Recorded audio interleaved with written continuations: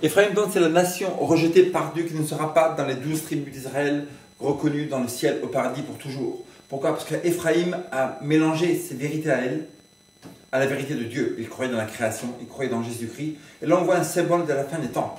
Le christianisme, aujourd'hui, ne croit pas en ça du tout. Les méthodistes, les pentecôtistes, les baptistes, les témoins de Jéhovah, les mormons, les catholiques, etc., même les athées, qui sont dans leur religion à eux, les athées, ils croient que tout vient du hasard, le temps, la sélection naturelle qui n'a pas de cerveau, refait l'univers. Ça, c'est une religion à part entière aussi. Mais donc, la Bible nous dit ici que Ephraïm est opprimé, brisé par le jugement. Pourquoi Dieu va juger une des tribus d'Israël? Dieu a appelé Abraham, il a mis 12 tribus. Et les 12 tribus, il les a appelés, il les a bénis, il les a fait prospérer, il a donné les lois de la santé, il a donné les lois spirituelles, etc. Et Dieu a dit, Ephraïm est opprimé, brisé par le jugement. Pourquoi Dieu va juger une des tribus d'Israël? Il y a beaucoup de raisons dans la parole de Dieu, mais une des raisons autres, c'est car il a suivi les préceptes qui lui plaisaient. Ephraïm croyait dans la création, Ephraïm croyait dans le Messie à venir, mais Ephraïm a mis ses propres jugements dans la parole de Dieu. Frères et sœurs, la Bible nous dit, c'est pas moi qui l'ai dit, il y a écrit dans Apocalypse chapitre 1 que Dieu à la fin des temps a un message. Qui c'est qui a donné ce livre d'Apocalypse? Il vient d'où ce livre-là, le dernier livre de la Bible? Révélation de Jésus-Christ. Jésus-Christ qui est mort sur la croix pour toi et pour tous les humains, pour que nous puissions aller au paradis, qui a payé la rançon de la dette du péché, car le salaire du péché est la mort. Donc quelqu'un a dû mourir à ta place, similaire à Dieu, Dieu lui-même, pour que tu ailles au paradis. Il n'y a pas d'autre solution. Mais cette apocalypse-là, c'est révélation de Jésus-Christ.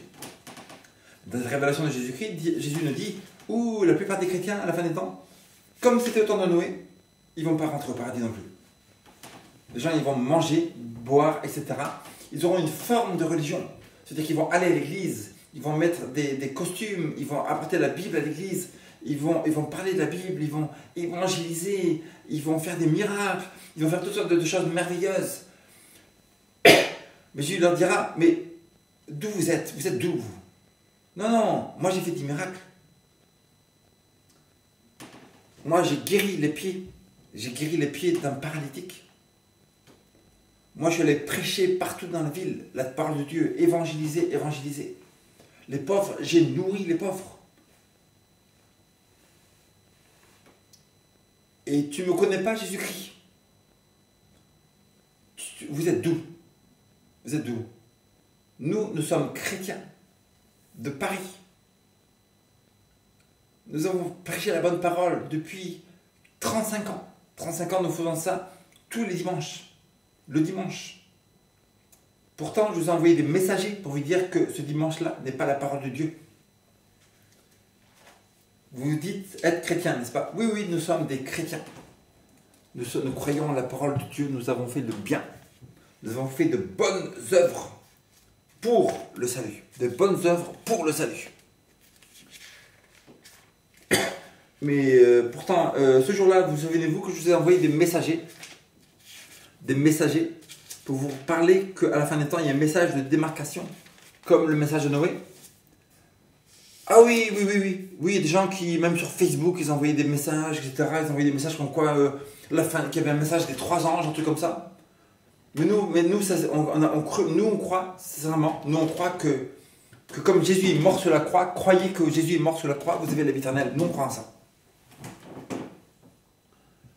Donc vous dites que vous êtes mes messagers.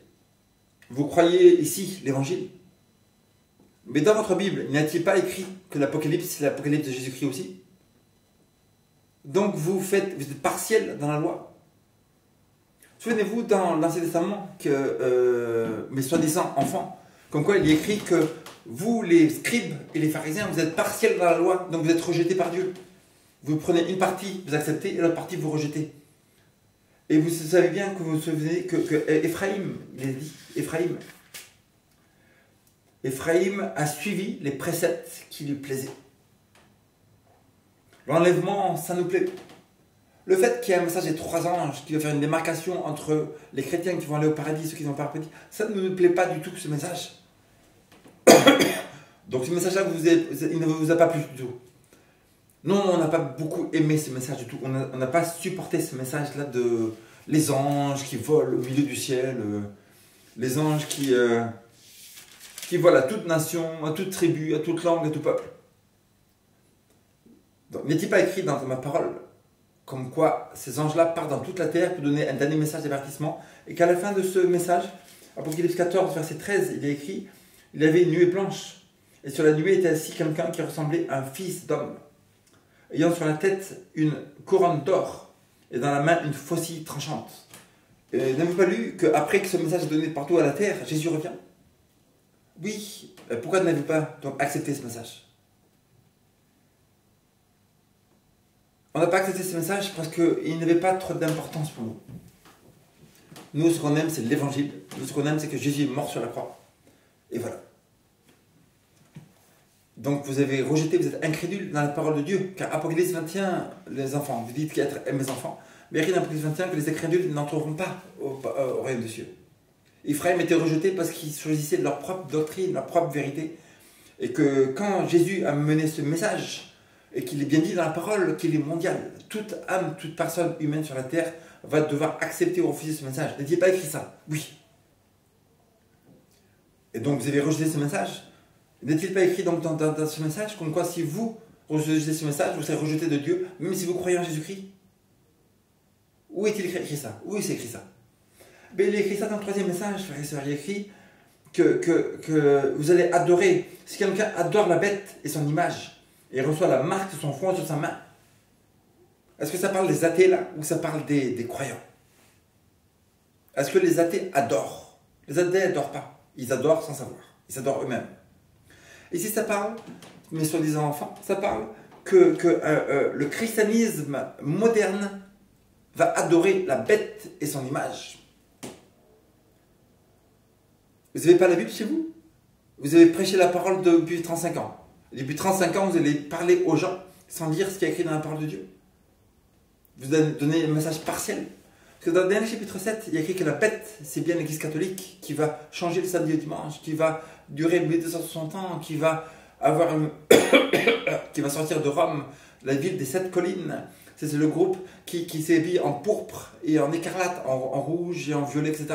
Tout est écrit dans la Bible, mes enfants. Et qu'il y a écrit dans la Bible aussi que c'est la mère des prostituées, qu'elle aura des filles. Et que l'Église catholique dit bien que toutes les protestantes, c'est l'Église qui sont sorties de celle-là. Donc ce message, c'est le dernier message, mes enfants. Il y a écrit dans Apocalypse 18 que vous devez sortir de ce groupe-là. Vous n'êtes pas sorti, vous ne pourrez pas aller au paradis. Ce n'est pas possible. Et si on voit dans Genèse chapitre 6, mon esprit, Dieu dit dans verset 5, l'Éternel vit que la méchanceté des hommes était grande sur la terre, et que toutes les pensées de leur cœur se portaient chaque jour uniquement vers le mal, uniquement méchant, uniquement égoïste, uniquement voleur, uniquement menteur, uniquement arrogant, uniquement partiel, uniquement traître, uniquement emporté, uniquement violent, uniquement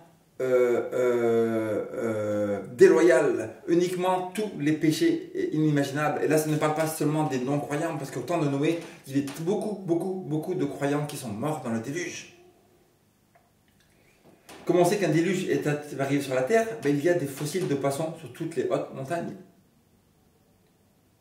Est-ce que les poissons escaladent des montagnes? Non, ça veut dire qu'il y a eu un déluge. On a la preuve aussi de Ron Wyatt, l'archéologue, qui a trouvé l'arche de Noé en Turquie. Donc, toutes ces choses de la Bible sont prouvées archéologiquement, historiquement. Et donc, ceux qui ne veulent pas croire n'auront aucune excuse. Et il est dit que beaucoup des gens qui étaient croyants à l'époque, qui étaient amis de Noé, les cousins, les cousines, les gens qui allaient à l'église à l'époque, parce que ça, on parle de 1500 ans après la naissance de l'Adam et Ève, ou 2400, c'est pas beaucoup après la naissance d'Adam et Ève, ça veut dire qu'il n'y avait pas d'athéisme à l'époque. Pas d'athéisme, tout le monde savait que Dieu existait. C'est pas très longtemps après le jardin d'Éden. Donc les gens ils savaient très bien qu'il y avait un Dieu qui existait. Et pourtant, un groupe, les descendants de Caïn, ont choisi de faire le mal. Et les descendants de Abel ont choisi de choisir le bien. Donc il est écrit ici, l'Éternel se repentit d'avoir fait l'homme sur la terre, et il fut affligé en son cœur. Parce que Dieu crée l'univers. Pourquoi il crée l'univers? Parce qu'il veut que des gens reflètent son caractère à lui, de bonté, de pardon, de douceur, d'amitié, de paix, de douceur, toutes les qualités que Dieu a, n'est-ce pas? Dieu veut que les gens reflètent ça. Mais quand on voit que les gens reflètent le caractère du malin de Satan, donc ça l'afflige dans le cœur. Et Dieu a détruit la terre à cause de ça. Verset 13. La fin de toute chair est arrêtée par devers moi, car ils ont rempli la terre de violence. Voici, je vais les détruire avec la terre. Est-ce que Dieu a détruit la terre aussi? Non. Il a détruit ce qu'il y avait sur la terre. Il faut savoir comment Dieu parle. C'est-à-dire Dieu a une certaine façon de parler. Et quand il dit quelque chose, il y a des significations ultérieures plus grandes que même aucun être humain ne peut comprendre pleinement. Mais quand Dieu dit « je vais détruire la terre », il n'a pas détruit la terre. Il a détruit les hommes qui étaient sur la terre, les animaux et ce qu'il y avait sur la terre. Quand il dit « j'ai détruit la terre », il détruit les plantes aussi.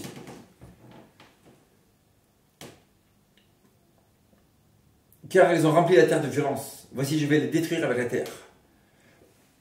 Et moi, je vais faire le déluge d'eau sur la terre pour détruire toute chair ayant souffle de vie sur le ciel. Tout ce qui est sur la terre périra.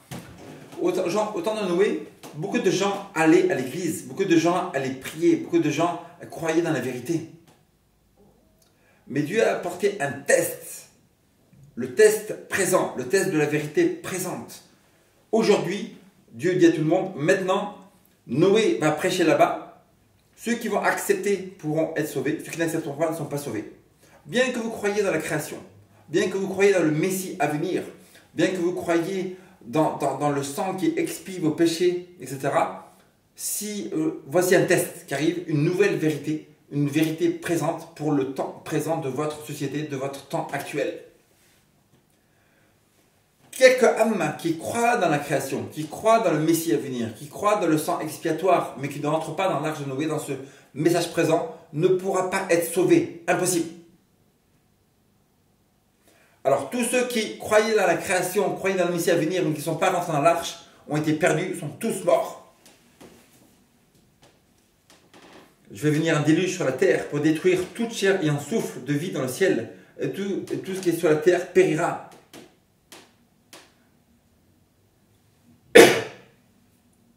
Et Dieu dit, entre dans l'arche, toi et ta maison, car je t'ai vu juste devant moi parmi cette génération. Juste, pourquoi? Juste, ça veut dire que ce n'est pas parce que les œuvres qui vous est Noé. Juste parce que par la foi, Noé receva la puissance de Dieu pour faire le bien, pour croire, pour être crédule. Crédule par n'importe quoi, crédule parce que Dieu nous donne assez d'évidence pour croire que c'est la vérité. Les gens qui croient dans l'évolution, ils sont crédules parce qu'ils voient un diplôme, ils disent, oh, lui, il a du savoir, donc je vais écouter ce qu'il dit, tout ce qu'il dit, je vais l'accepter. Ils sont crédules, alors qu'il n'y a aucune preuve pour la théorie de l'évolution. C'est une religion à part entière, c'est une secte. Parce que c'est une secte, parce que vous allez dans n'importe quel forum d'évolution, vous allez essayer de poster des choses, des nouveaux arguments, et ils vont vous sortir de là. Donc c'est une secte. C'est une secte que tout ce qui sort du contexte de cette secte évolution est rejeté. Et là donc, tous les gens qui croyaient en Dieu, qui croyaient dans le Messie à venir, etc., mais qui n'ont pas accepté le message présent, ont été morts, sont tués, détruits.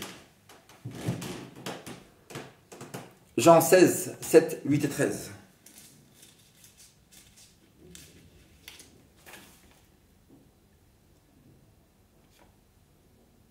Cependant, je vous dis la vérité, il vous est avantageux que je m'en aille.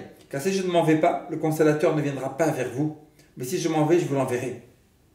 Et quand il sera revenu, il convaincra le monde en ce qui concerne le péché, la justice et le jugement. Et il convaincra qui? Le monde entier. Les juifs aussi, surtout les juifs, à son époque. En ce qui concerne le péché, parce qu'ils ne croient pas en moi. Donc il parle de qui? Des athées? Non, ça parle des juifs à l'époque. Des gens qui avaient la Torah. Des gens qui lisaient, qui croyaient en la création, des gens qui croyaient dans le Messie à venir, qui croyaient dans les prophètes, etc. Mais ils n'ont pas accepté le message présent du temps actuel. Et Dieu à ce moment-là a dit à tous les juifs à l'époque, vous tous qui croyez dans la création, vous tous qui croyez que Jésus va venir un jour, que le Messie va venir un jour, vous tous qui croyez dans Moïse, dans Abraham, etc., tout cet âme qui ne croira pas que cette personne-là n'est pas Dieu lui-même venu dans la chair, vous serez perdu, même si vous croyez dans la création, même si vous priez, même si vous allez à la synagogue tous les jours, vous allez être exterminé, mort dans l'enfer. C'est arrivé, on voit très bien que c'est arrivé, n'est-ce pas? Parce qu'ils n'ont pas accepté la vérité du jour présent, ils n'ont pas accepté la vérité du moment présent. c'est-à-dire de la société actuelle dans laquelle Jésus habitait, Dieu a envoyé un message présent. Et ce message présent faisait une distinction entre ceux qui croient vraiment et ceux qui ne croient pas.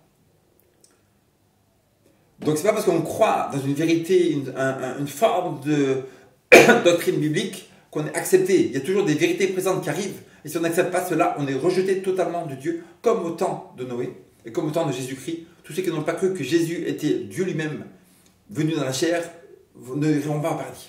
Parce qu'ils ont été incrédules. Bien qu'ils allaient à l'église, bien qu'ils priaient, bien qu'ils évangélisaient, bien qu'ils guérissaient les malades. Verset 13. Quand le Consolateur sera venu, le Saint-Esprit, l'Esprit des vérités, il vous conduira dans toute la vérité. Donc il va écrit que quand le Saint-Esprit va venir, il va vous dire que Jésus est mort sur la croix et ça va vous suffire. Vous n'avez pas besoin d'autres doctrines après ça, que Jésus est mort sur la croix, ça vous suffit. Après, il y a des gens qui vont dire, oui, mais Paul, il m'a dit, je ne connaîtrai rien d'autre que Jésus-Christ, lui seul crucifié. Après, c'est la base de la justification, bien sûr. Quand Paul dit ça, il peut dire que c'est la seule chose qu'il a besoin, parce que tout le Nouveau Testament, c'est écrit par Paul, pratiquement, qui a incendié beaucoup de choses différentes en plus que la croix, n'est-ce pas? Donc là, Paul n'est pas en train de dire, tout ce que je veux que vous sachiez, c'est seulement que Jésus est mort sur la croix. Ce n'est pas le cas. Si c'était le cas, pourquoi Paul il a rempli le livre d'Hébreux avec le sanctuaire, il aurait mis les choses de la seconde venue de Jésus, il aurait parlé du ciel, etc. Non. Donc Paul est en train de dire, le truc principal au début que vous devez savoir quand vous arrivez à Jésus-Christ, c'est que Jésus est mort sur la croix. Cette vérité-là est toujours la vérité présente jusqu'à la fin des temps, et c'est rempli aussi dans le message des 3 anges. Parce qu'au mois d'Apocalypse 14, et je vis un ange qui donna l'évangile éternel. Donc l'évangile que Jésus est mort sur la croix, c'est toujours une vérité présente. Le Saint-Esprit, il va faire quoi? Il va les amener à toute la vérité. C'est-à-dire que si vous êtes un chrétien, et vous bloquez, et vous n'arrivez pas à plus de vérité, vous êtes rejeté par Dieu, et pour moi, pour la Bible, vous ne rentrez pas au paradis. C'est-à-dire qu'un chrétien qui n'accepte pas le message des 3 anges ne peut pas rentrer au paradis. C'est pas moi qui le dis, c'est la parole de Dieu. Après, le Saint-Esprit va faire quoi? Il ne parlera pas de lui-même, mais il dira tout ce qu'il aura entendu, et il vous annoncera les choses à venir. Les choses à venir. Donc le Saint-Esprit, c'est lui qui a écrit le livre d'Apocalypse. Le Saint-Esprit, c'est lui qui a inspiré le livre d'Ellen White. Qu'on croit, qu'on ne croit pas. On ne croit pas. Voilà, on ne croit pas. C'est-à-dire que les incrédules ne rentreront pas au paradis. Est-ce que c'est plus difficile de croire en l'esprit des prophéties que la Bible? Oui. Parce qu'il y a des gens qui vont dire, on ne peut pas ajouter. Mais on n'ajoute pas parce que ces livres-là ont été prédits dans la parole de Dieu. Donc Dieu n'ajoute pas parce qu'il a prédit que ce prophète allait arriver. Et donc Saint-Esprit va nous dire les choses à venir. C'est quelqu'un qui donne beaucoup de prophéties sur le futur. Ces choses-là ne peuvent venir que de Dieu. Satan ne connaît pas le futur dans 50 ans, dans 60 ans. Après, on a Matthieu 12, 31.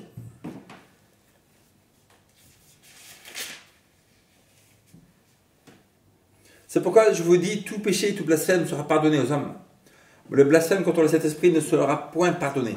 C'est quoi ce blasphème contre le Saint-Esprit? Parler contre le Saint-Esprit. Insulter le Saint-Esprit? Non, c'est pas ça. Toutes les églises du monde sont d'accord sur ce point-là.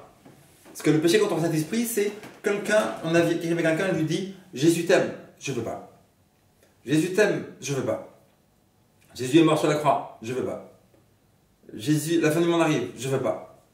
Prépare-toi pour la fin du monde, je veux pas. Lis la parole de Dieu, je veux pas, etc. Donc à force de faire ça, le Saint-Esprit appelle le cœur, il appelle le cœur, il appelle le cœur. C'est comme quelqu'un il marche, et on lui dit reviens, reviens, reviens, reviens. Et la personne est tellement loin au bout d'un moment qu'elle ne peut plus vous entendre, n'est-ce pas? C'est le péché contre le Saint-Esprit. C'est-à-dire que le Saint-Esprit parle au cœur, parle au cœur, parle au cœur, mais la voix du Saint-Esprit se fait de plus en plus douce, de moins en moins forte, de moins en moins forte. De moins en plus forte. Et il arrive un moment que la personne ne peut plus entendre. Ça veut dire que le cœur est serré, scellé pour l'enfer. Il y a beaucoup de gens qui marchent dans la rue. Le Saint-Esprit les a. Ça veut dire que c'est pour ça que les athées n'ont aucune excuse non plus. Parce que Dieu n'a pas besoin d'un prêcheur pour parler. Il a besoin des prêcheurs. Mais dans le cœur d'un athée qui n'a jamais entendu la parole de Dieu, le Saint-Esprit parle et lui dit, voici le chemin, marche dans ce chemin. Voici le chemin, la Bible, marche dans ce chemin. Les gens ils refusent. À force de faire ça, au bout de quelques années, le Saint-Esprit il se sépare de cette personne. On voit des exemples comme le roi Saul dans l'Ancien Testament. Le Saint-Esprit avait touché le cœur du roi Saul, etc. À la fin, il avait tellement fait de mal que le Saint-Esprit est parti. Pour ne plus jamais revenir. Donc il y a beaucoup de gens qui marchent dans la terre aujourd'hui mais leur destin est scellé pour l'éternité, ils ne peuvent plus se repentir. C'est pas seulement quand Jésus va terminer son intercession dans le sanctuaire céleste que la fin de tout cas va être déterminée. Non, aujourd'hui même, des gens qui marchent dans la rue, aujourd'hui des gens qui marchent, le Saint-Esprit va leur dire, c'est terminé. Et le Saint-Esprit, plus jamais il va marcher avec cette personne, il ne reviendra plus jamais dire que Jésus sera mort sur la croix. C'est-à-dire que n'importe quel chrétien peut dire à cette personne, Jésus t'aime, ils ne pourront plus. Ce n'est plus possible pour eux d'accepter. Ça s'appelle le péché contre le Saint-Esprit. Donc le péché contre le Saint-Esprit, ce n'est pas contre les athées seulement. On voit très bien que c'est contre la vérité, parce que Jésus parle de l'époque des pharisiens, etc., qui écoutaient. Les pharisiens, à un moment, ont scellé leur destin. Et le Saint-Esprit ne pouvait plus leur parler. Le Saint-Esprit s'est retiré de Jérusalem. Le Saint-Esprit s'est retiré du temple. Le Saint-Esprit s'est retiré du cœur de ces pharisiens hautains et arrogants et incrédules. Bien qu'ils croyaient dans la création, bien qu'ils croyaient dans le Messie à venir. Ça veut dire que quand il y a un message présent, ce message dont je vous parle, c'est le message de la fin des temps que toute âme doit écouter partout sur la terre. Si on ne réalise pas que les chrétiens qui n'acceptent pas ce message ne vont pas aller au paradis, on ne va pas au paradis non plus. Ce n'est pas possible. Parce que la Bible dit clairement que les gens de Apocalypse 14, c'est pas moi qui écris ce livre, c'est la Bible, il y a écrit, un troisième ange les suivit en disant d'une voix forte, si quelqu'un adore la bête, l'Église catholique, son image, l'Inquisition, ou l'union entre l'État et l'Église, etc., il reçoit une marque sur son front, c'est la marque de la bête, c'est le dimanche, c'est le paganisme, et la Babylone, c'est toutes les fausses doctrines aussi. Si quelqu'un continue à marcher là-dedans, etc., il boira aussi du vin de la fureur de Dieu. Et la marque de la bête, c'est pas toutes ces doctrines, la marque de la bête, c'est l'imposition par les lois d'État de la France, des États-Unis et de tous les pays du dimanche. Donc bientôt, les troupes terroristes seront telles partout sur la terre que la France et tous les pays du monde vont dire on doit retourner à Dieu. Mais ils vont passer une loi païenne dominicale. Et donc ils vont terminer par passer l'Inquisition. Donc ceux qui n'acceptent pas ce message ici, ils font quoi? Ils sont incrédules, ils sont rejetés par Dieu, ils rentrent encore plus dans Babylone, ils ne pourront pas rentrer au paradis. Comme c'était au temps de Noé, les gens ont refusé, ils ne sont pas rentrés dans l'arche, ils ont été refusés par la vérité présente. La vérité présente, c'est que Jésus est venu. Tous les Juifs, ils disent, nous, on croit dans Moïse, on croit dans Abraham, on n'a pas besoin de ce message. Ils vont tous être en enfer.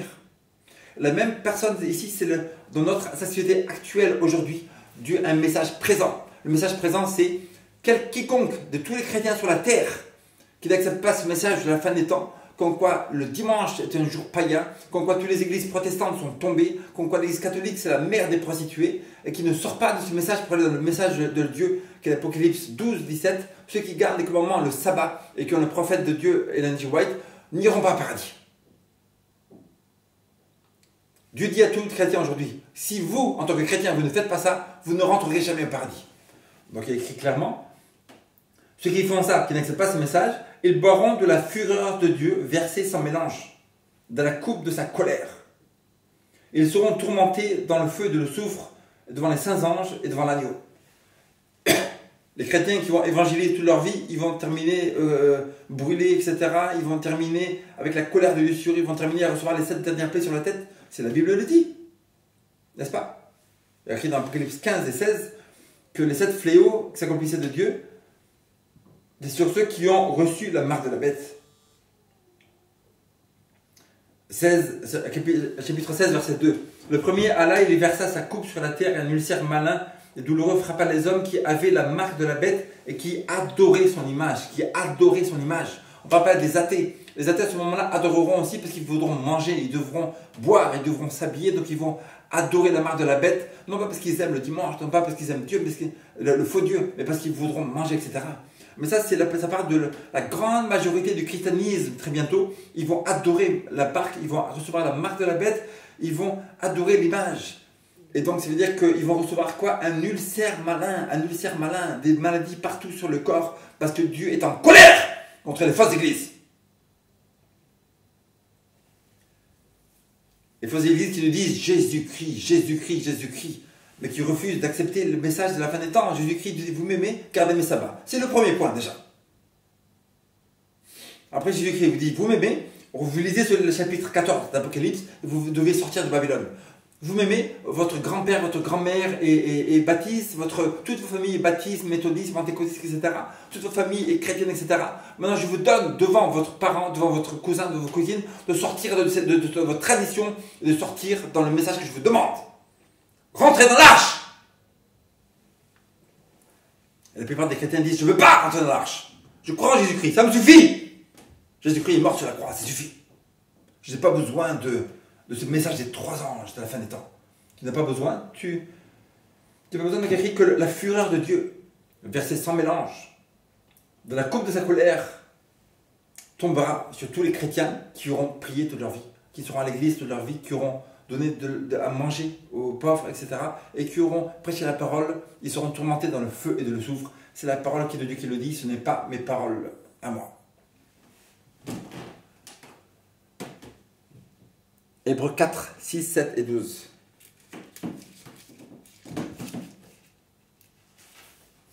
Après, il y a des gens qui vous disent, mais qui c'est cette bête-là? Cette bête, c'est facile. L'Apocalypse 18. La bête, c'est l'église catholique. Donc après, c'est des autres études qu'on devrait faire. La ville, Babylone, la ville puissante, en 1 heure, son jugement est tombé. On voit qu'elle est tombée. Babylone, c'est pas seulement la mère, c'est la mère des prostituées. La mère des prostituées. Elle est devenue un habitation de démons, un repère de tout esprit impur, un repère de tout oiseau impur et odieux. Babylone, l'église où il y a des croix de Jésus-Christ partout, les méthodistes, pentecôtistes, témoins de Jéhovah, mormons, etc. Ces églises où ils croient en Jésus-Christ, ils vont prêcher des sermons, etc. C'est un repère de démons. La Bible dit, Babylone est une habitation de démons.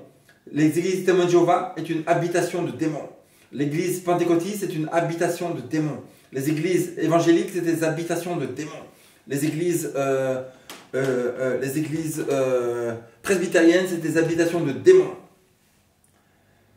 Démons, pourquoi? Parce que ils ont une partie de la vérité, mais refusent le message de la fin des temps. Donc ils sont incrédules, ils ne veulent pas, ils sont satisfaits dans leur vérité. Ils sont satisfaits dans le début, ils n'ont pas besoin de plus. Et c'est comme le message de Laodicée, frères et sœurs. Apocalypse 1, 3.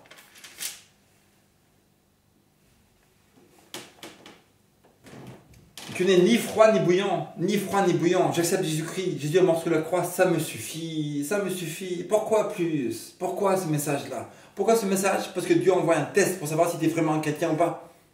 Et apparemment, tu n'es pas un vrai chrétien. Parce que d'accord, tu as prié longtemps, d'accord, tu as évangélisé pendant des années, etc. Mais là, je te donnerai un test. Un test comme au temps de Noé, rentrez dans l'arche. Vous croyez en Jésus-Christ? Vous croyez que le Messie va venir? Rentrez dans l'arche. Vous êtes juif. Vous allez à la mosquée, à la synagogue tous les jours, vous priez, vous lisez la Torah, vous êtes des vrais croyants, vous allez l'être croyants, vous priez tous les jours, etc. Acceptez mon fils qui est là. Vous n'acceptez pas, vous n'êtes pas des vrais croyants.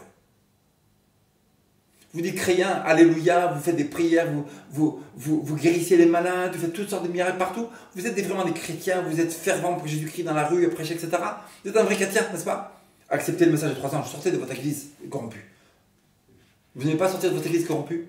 Ah, vous n'avez pas Jésus-Christ.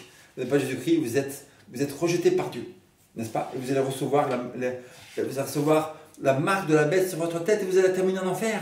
Donc pourquoi jouer chrétien? Pourquoi s'amuser à lire la Bible, à prier, à s'abstenir de choses comme ça, s'abstenir de boire, de faire ça, de finir ça, pour terminer en enfer? Je suis fou de dire ça? La Bible dit, pas tous ceux qui disent Seigneur, Seigneur iront au paradis, mais celui-là seul qui fait la volonté de mon Père qui est dans les cieux. La volonté, c'est pas seulement prier, évangéliser, etc. La volonté, c'est croire, c'est le premier truc, croire. Les incrédules n'hériteront pas la vie éternelle, Apocalypse 21. Donc Dieu il envoie le dernier message, c'est pas un message local, c'est pas un message de la banlieue. Et voici un autre ange qui prêchait à Sarcelles, à toute âme Sarcelles, à toute âme dans Sarcelles, à tout peuple dans Sarcelles, à toute langue dans Sarcelles, etc. Juste pour Sarcelles, non. Ce message c'est quoi? 4 anges ici, Apocalypse 14, c'est à toute nation, à toute tribu, à toute langue, à tout peuple mondialement connu, d'un satellite mondial, toute âme sur la terre, écoutez ce message. Le dernier message d'avertissement pour la planète Terre. Les vérités présentes d'aujourd'hui, juste avant que Jésus revienne. Pourquoi Dieu envoie ce message? Pour nettoyer ceux qui croient vraiment et ceux qui ne croient pas.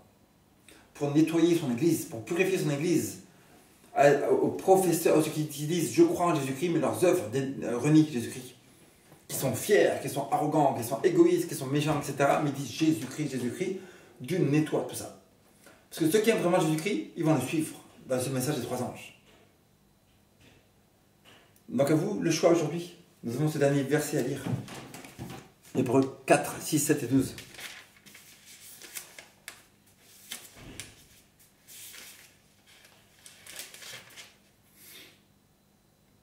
Or, puisqu'il est encore réservé, verset 1, craignons donc, tandis que la promesse d'entrer dans son repos subsiste encore, qu'aucun de vous ne paraisse être venu trop tard. La Bible nous parle de la fermeture du temps de probation. À un moment donné sur la terre, personne ne sera sur la terre. Jésus va dire dans le sanctuaire céleste, dans le lieu très saint, voici les livres de tous les noms des gens sur la terre, c'est terminé. Le serment du livre. Oh mais Jésus, mais il y en a encore qui ne croient pas, c'est pas grave, c'est terminé. Leur cas est scellé pour les greniers de l'enfer. Oh Jésus, mais des millions de gens, encore des milliards de gens sur la terre, ils ne croient pas encore, un peu de miséricorde. Les livres sont fermés, c'est terminé. Les gens vont dire, ah le sabbat, oui je vais écouter. Et Dieu va dire, c'est trop tard. Même s'il écoute, il ne pourra pas accepter parce que l'intercession est terminée au paradis. Il y en a qui vont venir trop tard. Car cette bonne nouvelle nous a été annoncée aussi bien qu'à eux. Mais la parole qui leur fut annoncée, comme je vous annonce aujourd'hui, ne leur servit de rien. Parce qu'elle ne trouva pas de la foi chez ceux qui l'entendirent. Voilà un message étrange, un message hors du commun. Il nous parle des anges comme ça. Mais nous, on croit en Jésus-Christ, ça nous suffit. Notre pasteur dans l'église nous dit que Jésus est mort, que la croix, c'est tout ce que vous devez savoir. La mort de Jésus, et c'est tout ce que vous devez savoir. Ah bon? Votre pasteur est un menteur, c'est un ministre de Satan. Parce que la Bible nous dit qu'il y a une vérité présente. La vérité présente aujourd'hui, c'est que vous devez sortir de vos fausses églises, vous sortir de Babylone. Et que la Bible nous dit clairement qui sont les vraies églises, qui sont les fausses églises. Et cette Babylone-là va vous faire recevoir la marque de la bête. Et la grande majorité des chrétiens va terminer en enfer, recevant la marque de la bête et en